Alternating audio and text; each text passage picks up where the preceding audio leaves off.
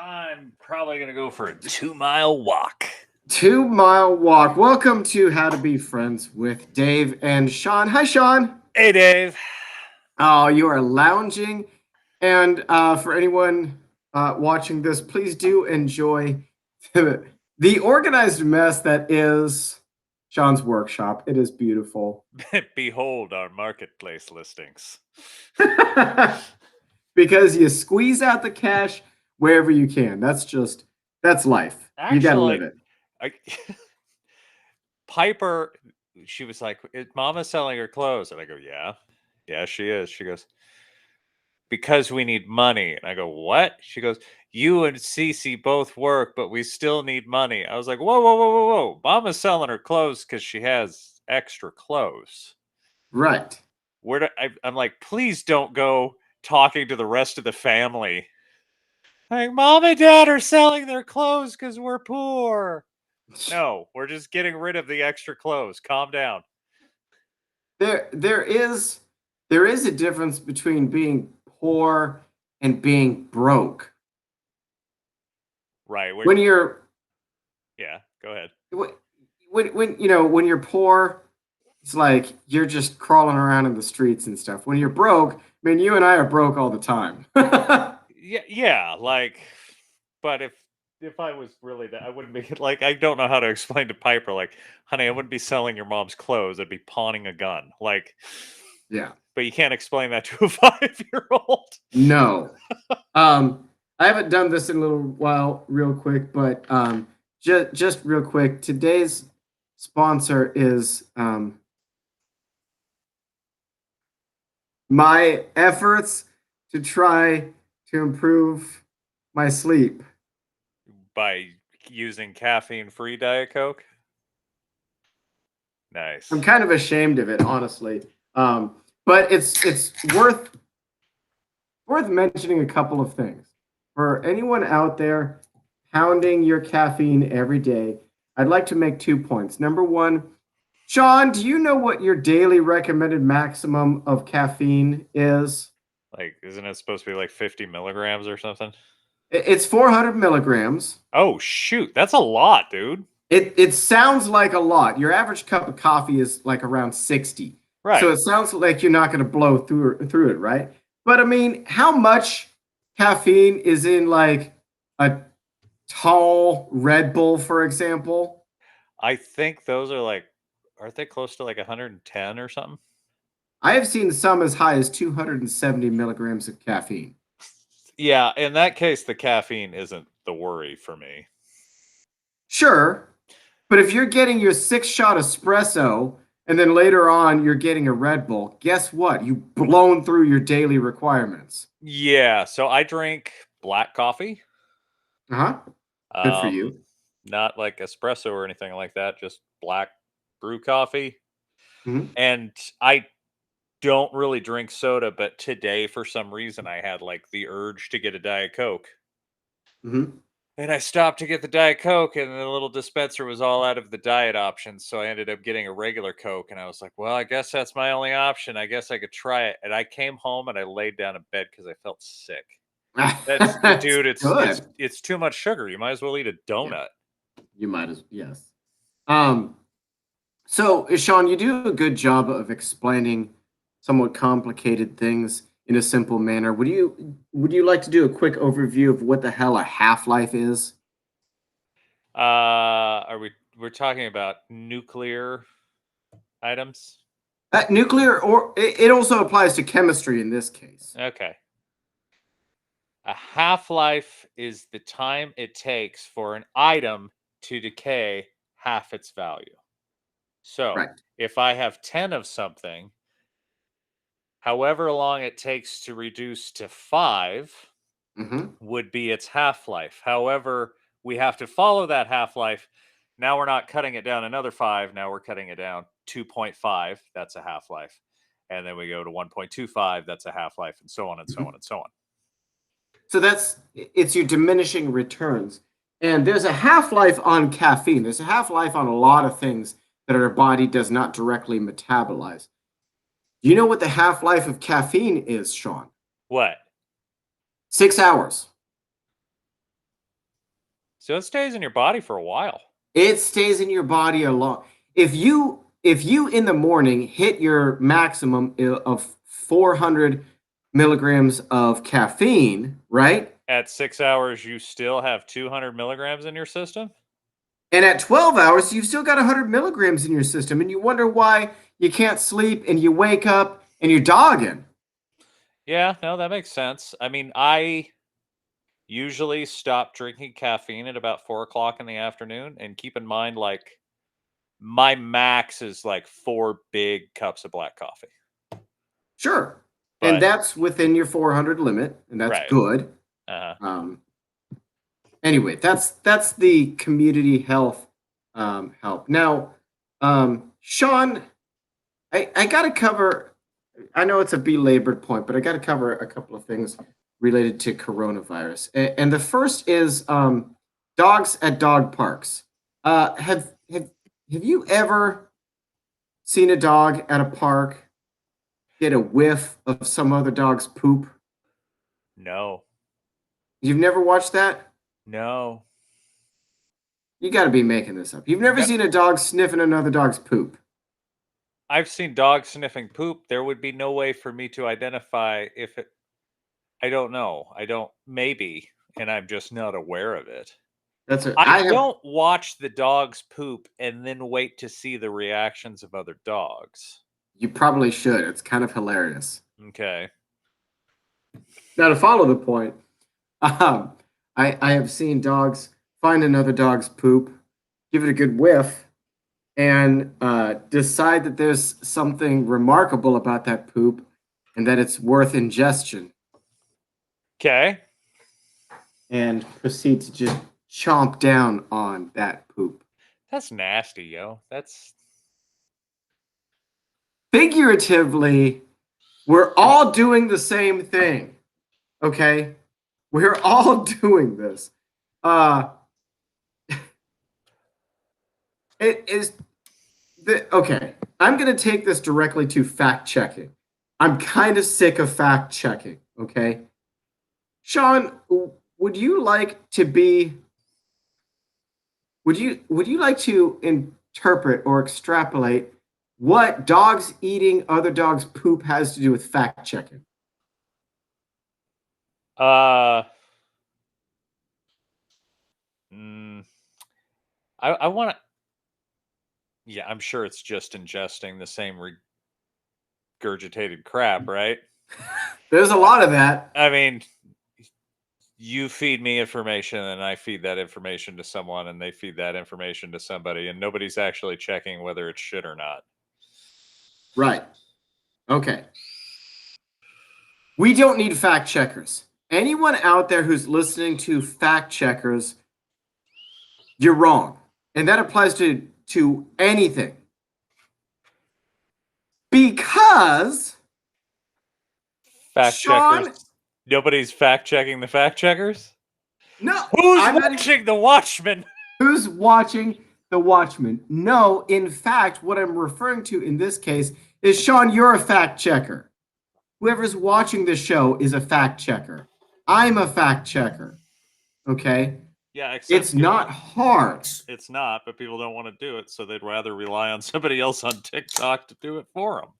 Thank you. Absolutely. Okay, so I'm going to share this just this little tab here.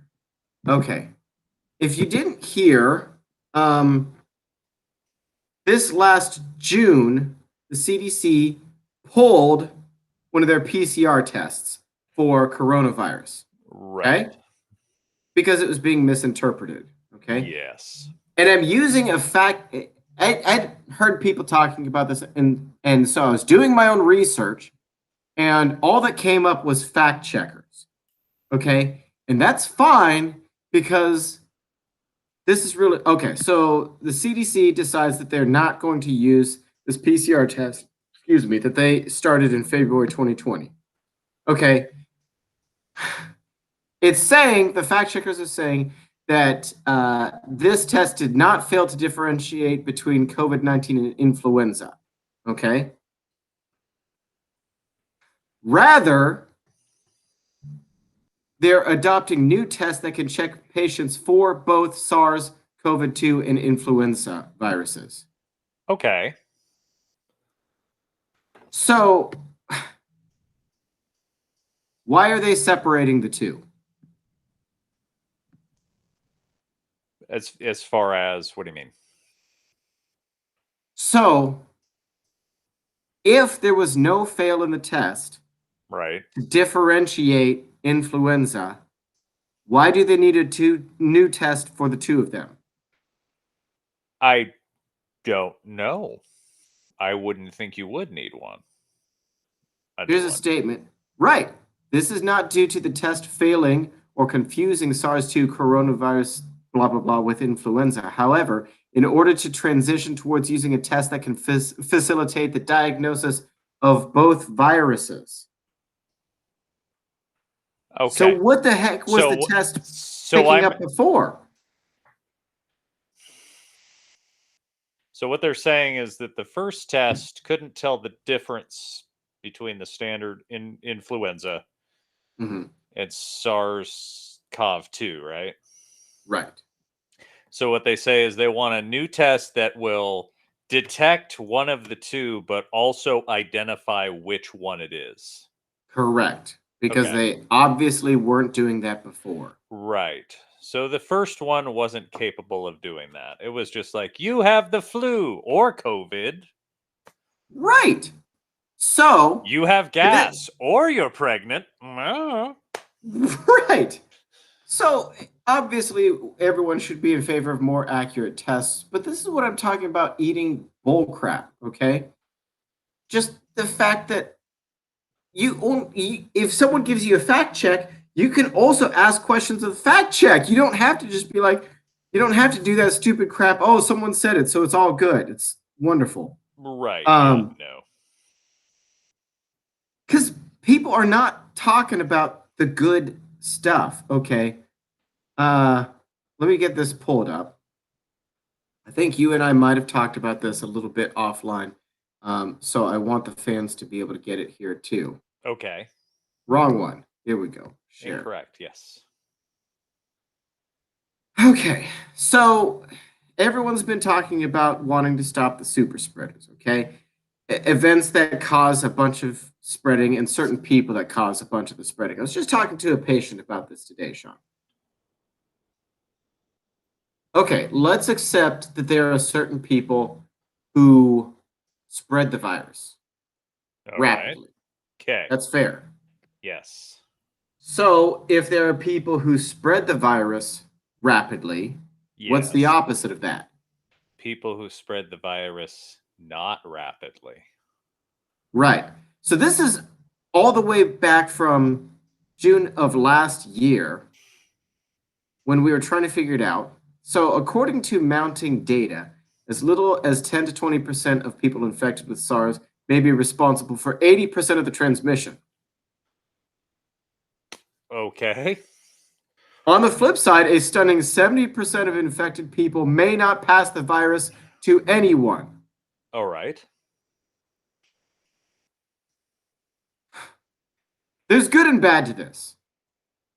Well, The I mean, good if of we this, could accurately identify that 10 to 20%, that'd be great, but we can't. So either we everyone needs to stay home and stay away from everybody, or we just kind of let nature balance itself out. and I'm strongly in favor of letting nature balance itself out. Obviously, we've talked about that before. Because the opposite of that is okay, say we identify the people who are potential super spreaders. And then what? We do this Australia thing where we force them to stay home and send the police to check on them, make sure that they're there every now and again. Just, just, just give everybody an ankle bracelet. Right. And I'm not saying you need to stay home in situations like this. We do have a vaccine. It has a pretty decent efficacy rate. Do It I does. think do I think you should go to frickin' Sturgis and breathe on a couple thousand people a day? No. I mean, there is still a chance you're going to get sick, and honestly, I would rather not risk getting sick. Sure. Just like the flu virus. Yes. If a bunch of people possibly had the flu, I wouldn't be like, well, I'm going to go out there and let everybody breathe on me.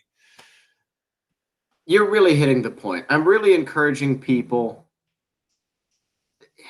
I don't do the thing of like saying coronavirus is some sort of conspiracy. It's not. It's a real disease. I just genuinely don't think it's nearly as big a deal as people make it out to be.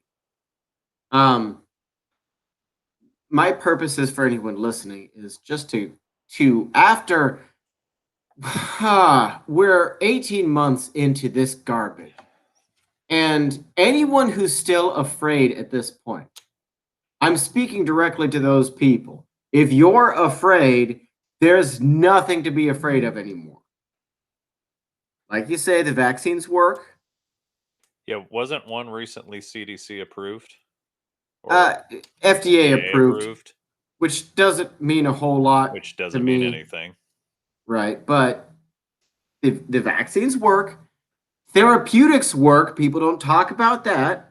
Monoclonal antibody treatment, hydroxychloroquine actually does work. Don't get me fired for that. Just you don't have to take it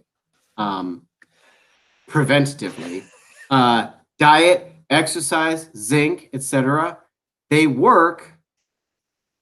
Hell, if you want to mask up, if you want to social distance, cool. But for heaven's sakes, don't be afraid and don't let anyone tell you what to do. That's what I'm saying. Yeah, I'm just going to mask up, keep my distance from everybody, but that's not new. I didn't need SARS for that. Yeah, I know you like that shiz. Yeah, just stay away from me. So things are kind of connected here in this podcast, Shawn. Okay. All right. So you and I, when we joined the military, we had to take the ASVAB, right? Yes, the Armed Services Vocational Aptitude Battery. Which is an extremely accurate and effective measure of intelligence, right? It says what you're good at and what you're dumb at. Yeah. Right. Okay. Now I'm going to make a statement, kind of an argument, though, that really, in a lot of respects, I actually feel like the ASVAB is better than an IQ test. What do you think? Agreed. Right, because it's more practical. I'm not saying it's hard or anything. Yeah. Huh. So I'm going to share this in just a moment because this is kind of hilarious. So every military does a test before they'll enter people, and other countries just use the straight up IQ test. Okay. Okay. And as a result, it turns out that we have some interesting data on what's going on with IQs as we go along with people thinking. So turns out we're getting stupid. Surprise. Surprise. Okay, so right at the top, potential culprits are worsening nutrition. Yeah. They're talking about eating less fish, poor education, rise in new technologies. That's fair. So let's get into something. Okay, get out of. I don't want to subscribe. Okay, so we have in the last 20 or 30 years, humans have started getting dumber. Researchers in Norway now suggest because there's compulsory IQ tests, as it says, for young men entering military service in Norway between 1970 to 2009. So that gave us 730,000 test results showing that we're losing about 7 IQ points on average every 25 years. God, and if that's Norway's loss, I can't imagine what the US's is. Because they're probably smarter than us. Oh, yeah. So comparatively, this talks about the Flynn effect, which briefly, so that people don't have to read this screen, briefly, our IQs have been rising about 3 points per decade in the 20th century, and they're crediting better education, they're crediting better nutrition, they're crediting a lot of things, and that's fair. But starting in the 1970s, we all got stupid. Yeah, sounds about right. Yeah, I think we can all trace that. Yeah. Okay, so yeah, it's fair.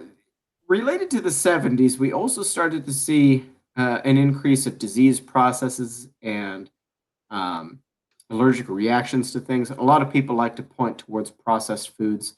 It's I don't think the disease process or obesity has anything to do with the IQ. I think that the disease process and the obesity are hand in hand with the IQ, and they're both caused by what you could essentially call a softening requirement for existence. ah, that's the point that I was getting to, Sean. I wanted to. We have this problem where we identify a problem and we identify what we think we know the issues are, and then we just focus on that. And when we find out we're not doing good, we either try harder at those issues or finally go back to the drawing board. So that was the question. Okay, so the soft society makes it easier to survive, therefore people less clever, less resourceful. Is that what you're saying? I believe so, yes. I strongly agree with that. Um, there are I would also point towards an active lifestyle. There are studies to indicate that people who exercise regularly have better cognition as well. Um, I I would agree with that. However, when we're talking about a trend between the 50s, 60s, and 70s, the idea of regular exercise in a gym was pretty much not. That's a very new concept. It is. But in the 50s and 60s and 70s, keep in mind, people were more active in other ways. Hmm.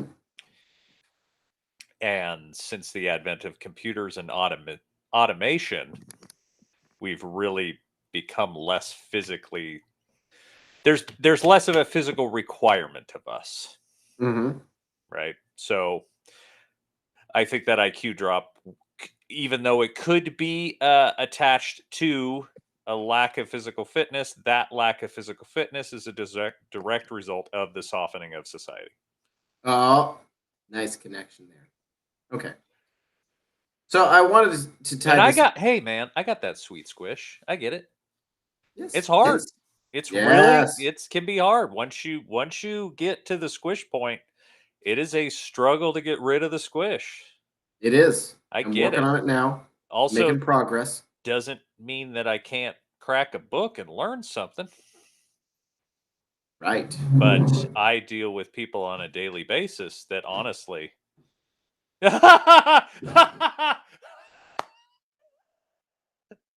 your computer doesn't know what's going on. Sam's head was just floating around in the background, just his head.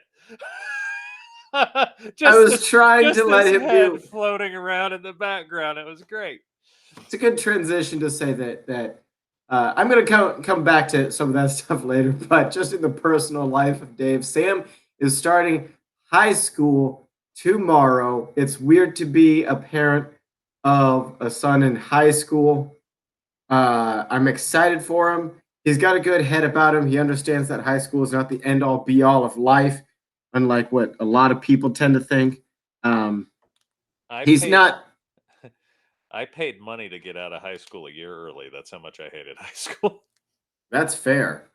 Um, he is a little bit frustrated in that I told him he has to do some kind of a sport, some kind of a use of his body. Um, otherwise, I told him, I said, otherwise it's martial arts, and there's the floating head. And he's not motivated for the martial arts, and I don't blame him. He doesn't have a passion for it, but I've been asking him to find an alternative if he wants to do something else. He hasn't found something yet. But You we were know, at. do they have any All right, go on. water? Do they have any water sports at his school? Not that we found, Hmm. but I'm gonna give him some time to kind of dig around before I'm like, all right, you're in. Because I would say of all the sports that I played, I really liked baseball. Sure. I mean, I can see why you like it because it doesn't involve much running. It doesn't involve much running. It doesn't involve much activity whatsoever. Right.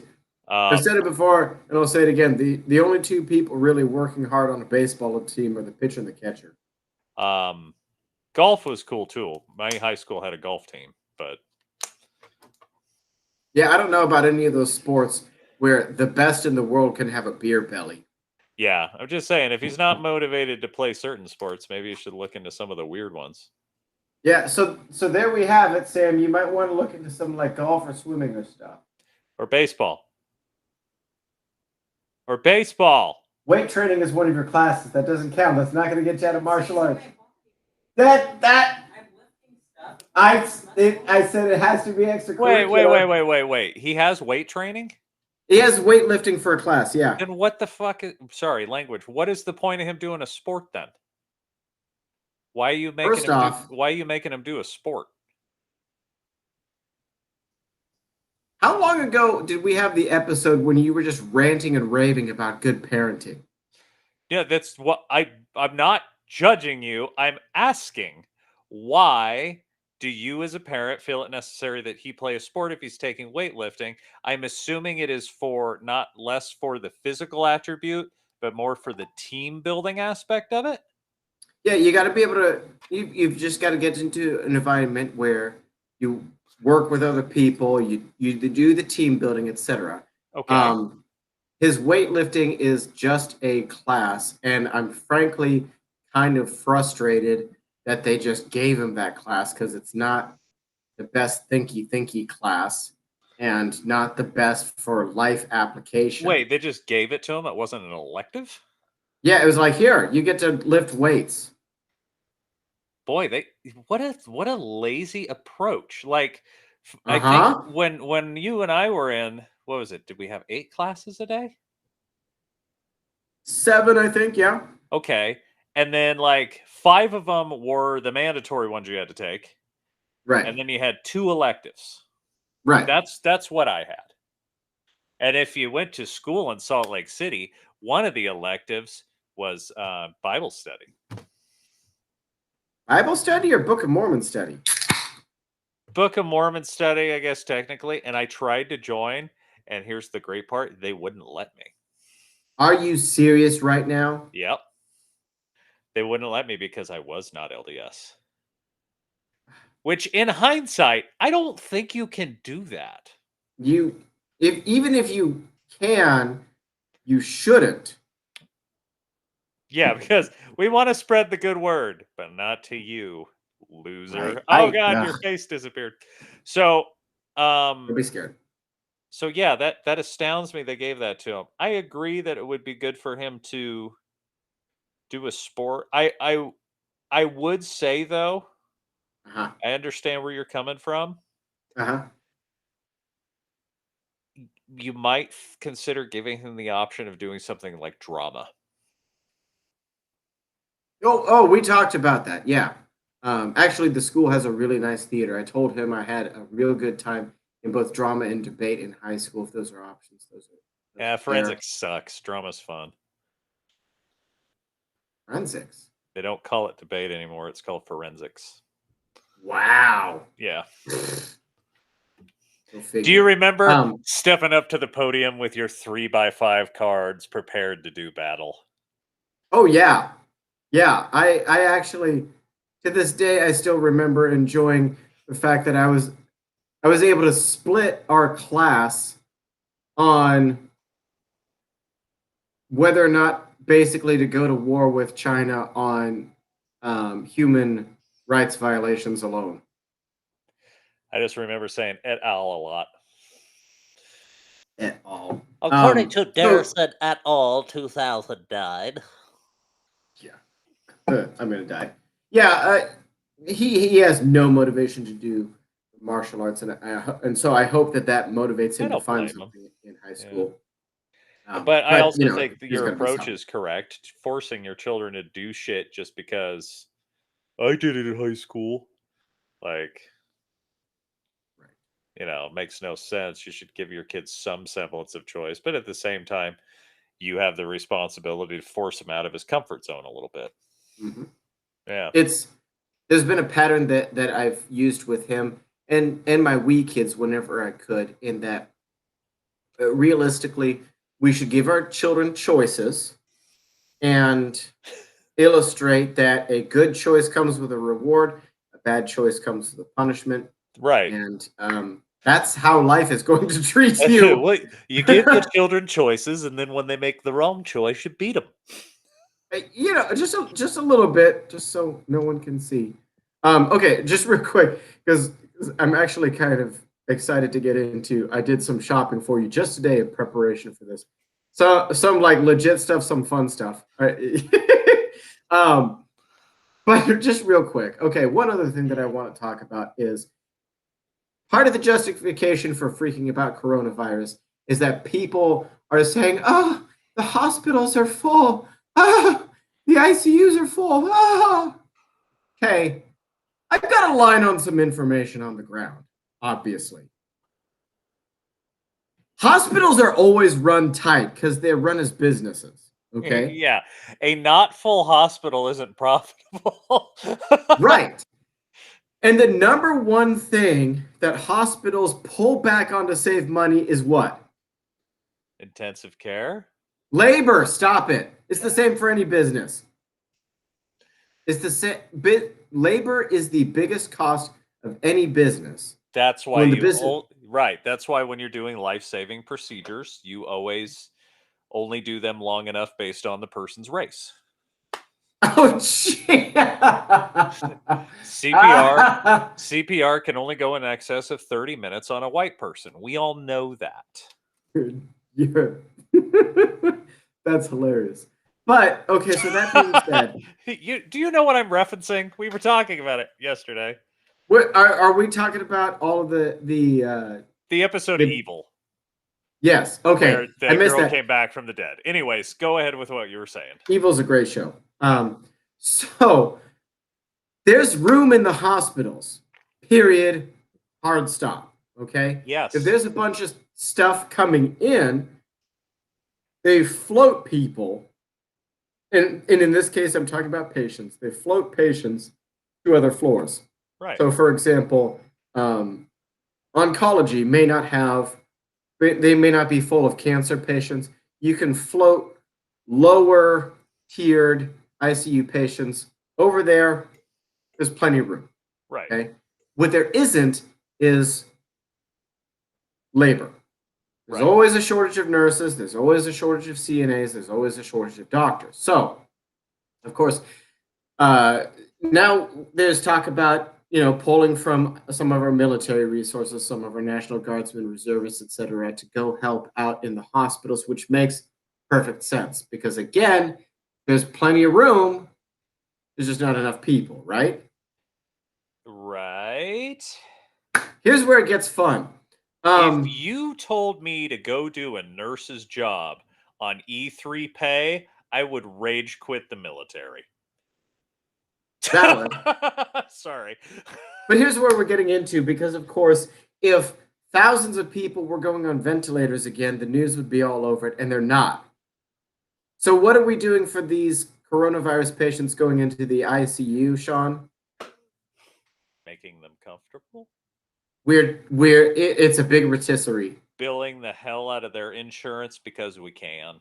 Yeah, it's patient is in some respiratory distress, so we keep them prone for a while, and then we flip them after a while, and then we're just rotating them. Anybody who's under the impression that the hospitals are not stoked by this, don't get me wrong, they have staffing issues and it's hard to staff. It's being treated the same way it was before. Mm-hmm. You are going into medical debt. And now they have a good reason to put you in medical debt. Oh, they're making even if you somehow work down that medical debt, you still owe them a lot of money. Mm-hmm. So this is not a bad thing for hospitals. There is no situation in which too many patients is a bad thing for a hospital. Right. I hate to say that, but it's the truth. Yeah. Hospitals make money. They need to make money. And for anyone out there who's saying, "Oh, this means this is why we need universal health care and socialize the health care." And stop it.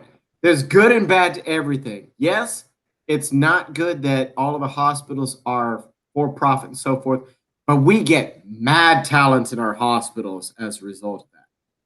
Really good stuff. Yes, You and get also, if you're arguing that we need universal health care and socialized medicine, and then you file bankruptcy and get all your medical debt, congratulations, you've accomplished universal health care. yeah. Don't get me But- wrong, healthcare should be more affordable. There's definitely Mhm. stuff built in that shouldn't be that way. But anybody's probably upset at me right now. Go, well, that's bullshit. The problem is universal healthcare, you're essentially capping out providers. Yep.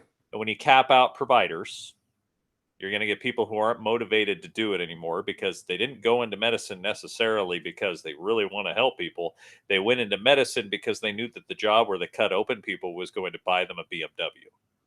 Yep.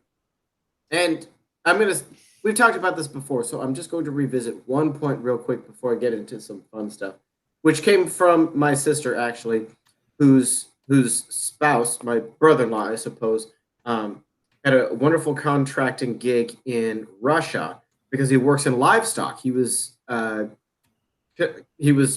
teaching these people how to better raise their livestock. Really cool kind of job, but there was a major accident with someone there, and he had to go to the hospital, and he was getting taken care of.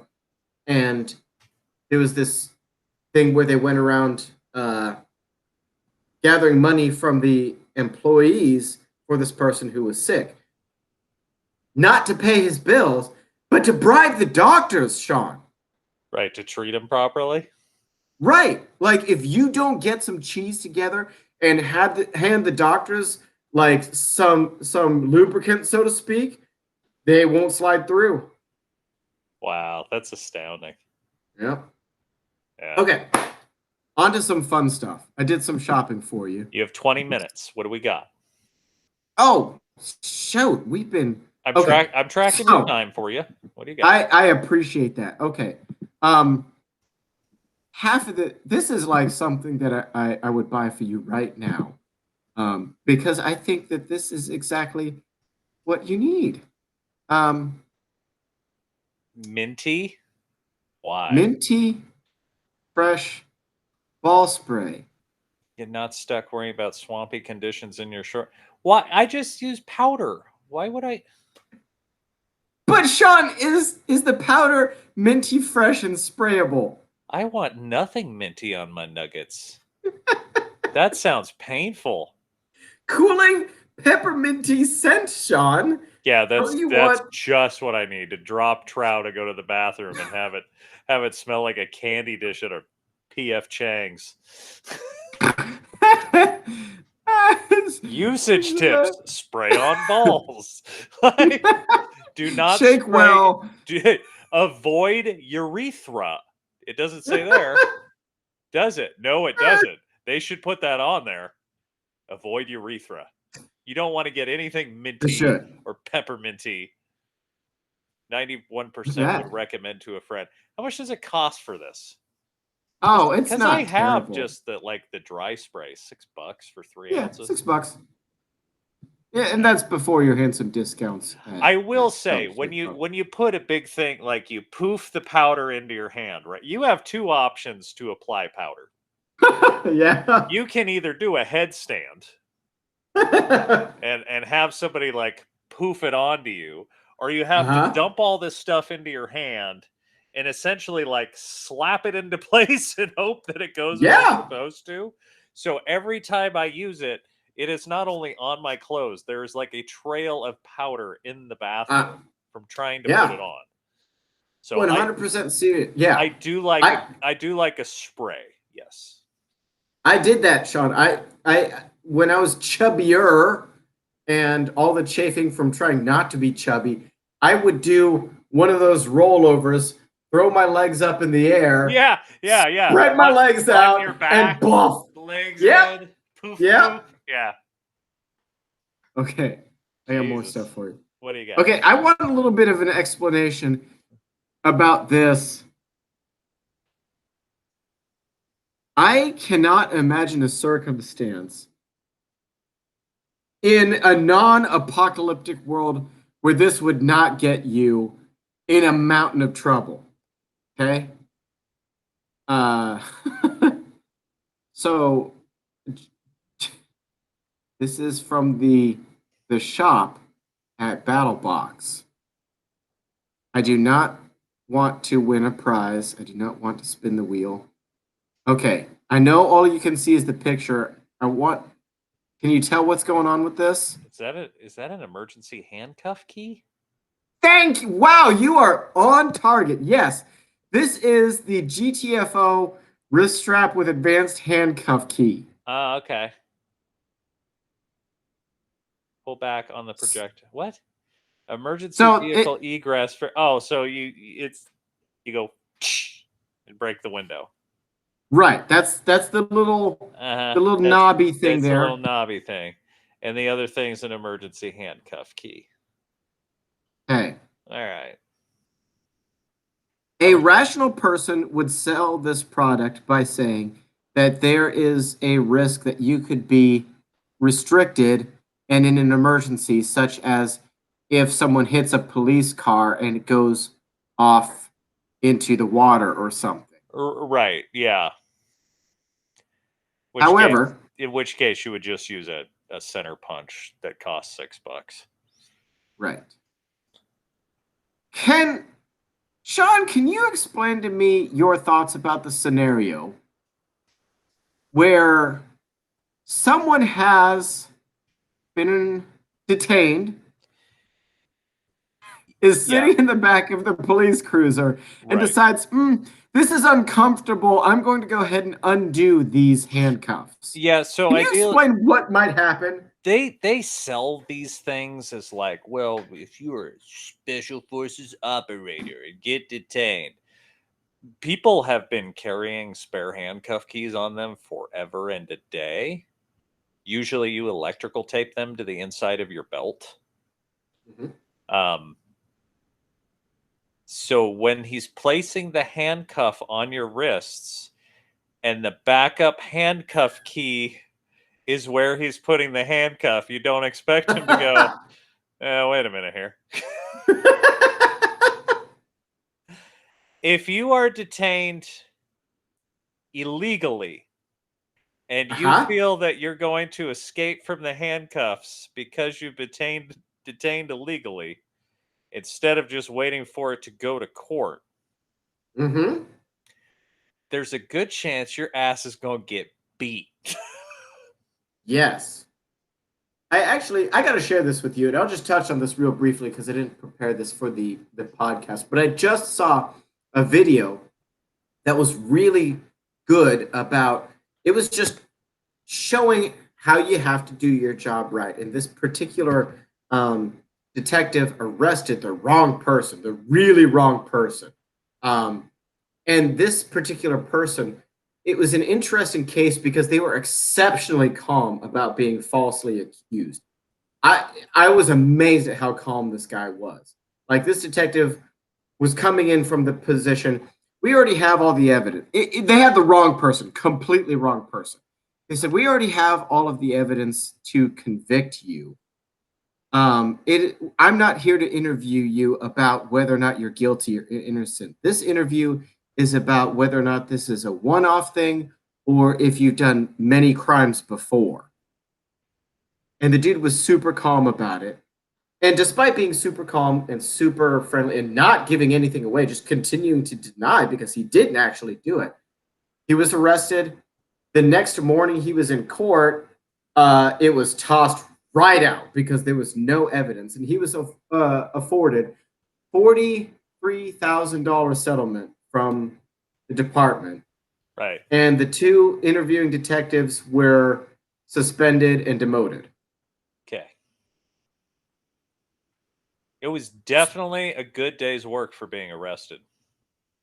You made $43,000 for one day's worth of work. Yes. Don't fight the cops. Don't be a jerk. Just get a decent attorney And yeah, $43,000 to sit a night in jail. Where do I sign up? Also, I have bad news for you. You can be stopped and handcuffed without being arrested. It's called being detained, and in many Yep. cases, it's completely legal. I would suggest you do not try to escape the handcuffs. Right. Try to think of it from the police's position. Right. They've got to figure some things out. They're going to be busy with that. They need the scene safe. So they may just have to, do things. Yeah, if there's 4 people, people are getting handcuffed. Okay. That's 4 people versus 1 cop. You are getting restrained. Yep. What else you Okay. got for me? What other toys can we purchase? Shawn, I picked this out because it's generally hilarious. But in your case, it's kind of legit. And so you'll just see. I was getting a kick out of the fact that you can just put titles on things and people will think it's worth buying. And that's stupid sometimes. So let me just share this real quick.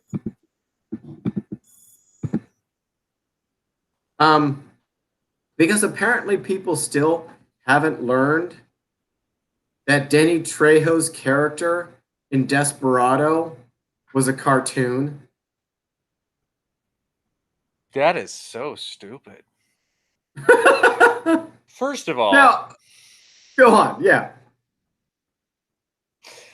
First of all, tactical knife, survival knife, hunting knife, 6-piece fixed blade knife set, Rager sharp edge, camping accessory, camping gear, survival kit, survival gear, tactical gear. This appears, first of all, these appear to be double-edged blades. Essentially, these are kunai. Uh-huh.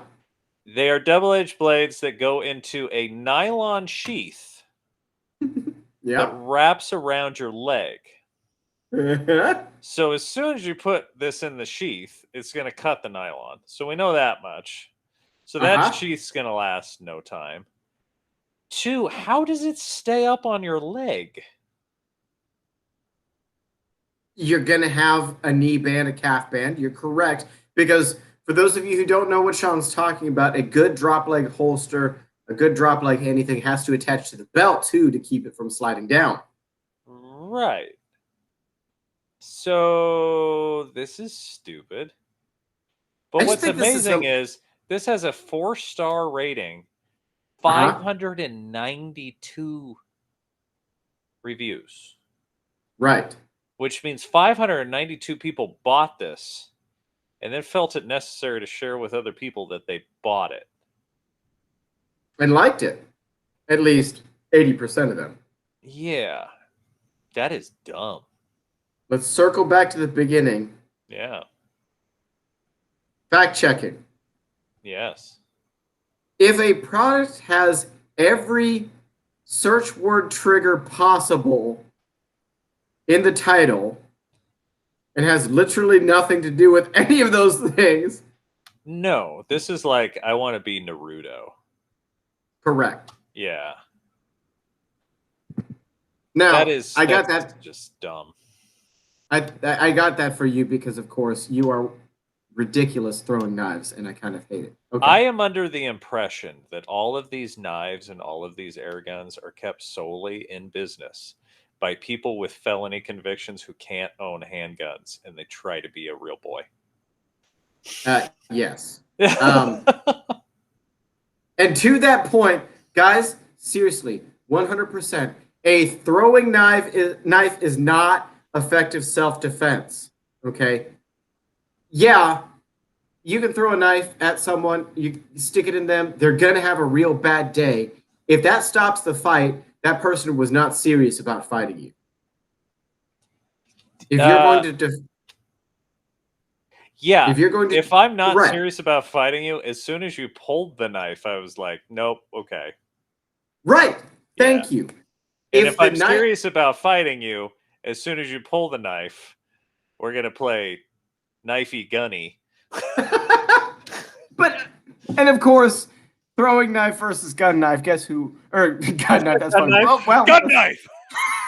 But the gun always wins. But to the point, if you are in a fight that requires a knife, do not let it leave your hands unless Yeah. there's no other option. Because as soon as I get that knife, you're gonna have a problem.